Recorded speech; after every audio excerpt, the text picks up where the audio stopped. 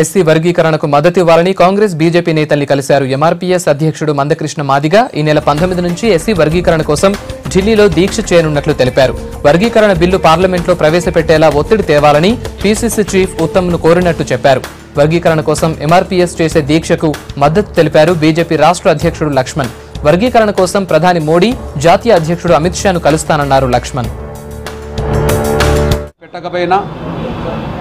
BJP అధికారంలోకి వచ్చినాక 100 రోజుల్లోనే వర్గీకరణ చేస్తున్న హామీని బీజేపీ నిలబెట్టుకోవడంలో నిర్లక్ష్యం వహించింది.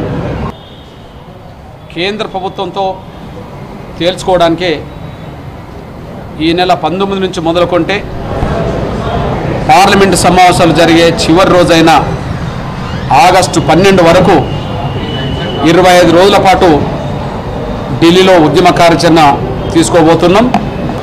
25 రోజుల పాటు మాదిగల్లో ఉండబడే అన్ని వర్గాలు, మాదిగ ఉద్యమానికి సమర్థించే అన్ని ప్రజా సంఘాలు, కుల సంఘాలు, రాజకీయ పార్టీల సహకారంతో 25 రోజుల పాటు ఢిల్లీలో ఉద్యమాన్ని కొనసాగించబోతున్నాం.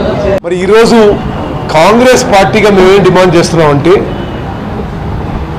ప్రస్తుత ముఖ్యమంత్రి కేసీఆర్ గారు ఎస్సీ వర్గీకరణ కోసం పార్లమెంట్లో బిల్లు ప్రవేశపెట్టే విధంగా ఢిల్లీకి ప్రధానమంత్రికి ఒక అఖిలపక్షం వారి నేతృత్వంలో తీసుకుపోవాలని మరి ఈరోజు కాంగ్రెస్ పార్టీకి మేము డిమాండ్ చేస్తున్నాము.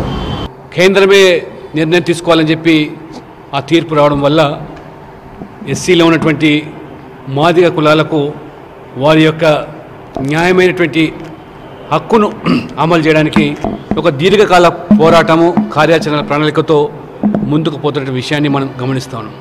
16% ఉన్నటువంటి ఎస్సీలకు అన్ని రంగాల్లో కూడా న్యాయం జరుగుతుందని చెప్పి భావించి సామాజిక న్యాయం కోసం అని చెప్పి ఉద్యమించిన దాంట్లో ఎస్సీలు కూడా అగ్రభాగం.